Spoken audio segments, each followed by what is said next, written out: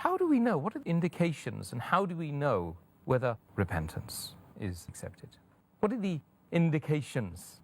The indication as far as for repentance to be accepted by Allah subhanahu wa ta'ala, number one is that you do not commit the same sin again.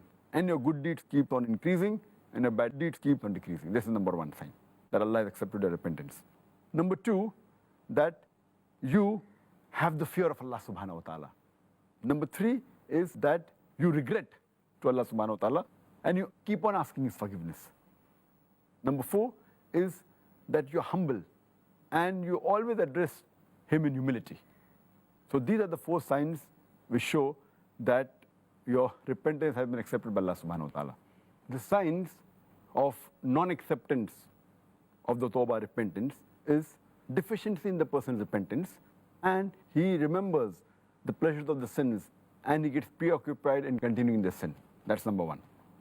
Number two, he is so sure that his repentance will be accepted as though he has got immunity and he's immune to it and surely he'll be forgiven. That's number two. Number three is that his eyes don't cry and his heart is hardened. Number four, there's no increase in the good activities that he's doing, no increase in the good deeds. And our beloved Prophet ﷺ said, it's mentioned in Sahih Muslim, volume number 4, in the book of repentance, hadith number 6621, that if the people do not commit any sins, Allah subhanahu wa ta'ala will wipe them out and replace with the people who commit sin and who ask for forgiveness so that Allah can forgive them. Now here, if you understand this hadith, it will look very odd that does Allah want us to do sin?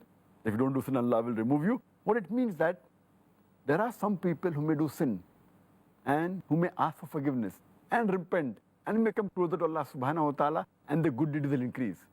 And these people will go to Jannah. On the other hand, some people who do good deed and they have a conceit. They're so proud of themselves and that will take them to the hellfire.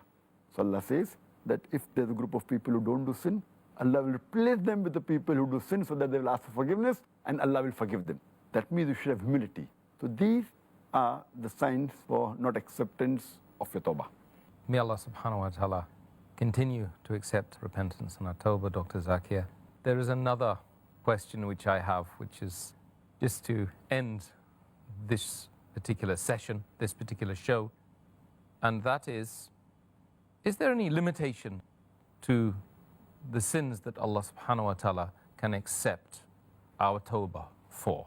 As far as Allah's forgiveness is concerned and His mercy is concerned, every surah, every chapter of the glorious Quran, it begins with the beautiful formula, Bismillahir Rahmanir Rahim. In the name of Allah, most gracious, most merciful. Every surah except for chapter number 9, Surah Tawbah.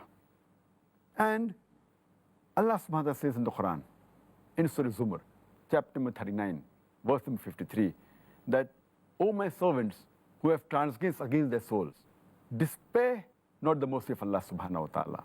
For Allah can forgive all sins. Allah is of forgiving and most merciful.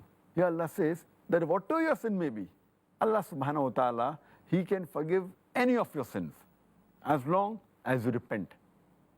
If you repent the right way and if you ask forgiveness, Allah will inshallah forgive you. And our beloved Prophet said, it's mentioned in Sahih Hadith of Ibn Majah, Hadith number 4251, the beloved Prophet said that every son of Adam, he commits sin. And the best is the person who repents. If you commit sin, no problem, but if you repent, then you're the best person. Repentance is very important. It's mentioned Hadith of Tirmidhi, Hadith number 3540, where a beloved Prophet said that Allah says, O son of Adam, you may do any sin, and I will forgive all your sins. Even if your sins reach to the clouds in the sky, I will forgive them. You ask me for mercy, and I will forgive you.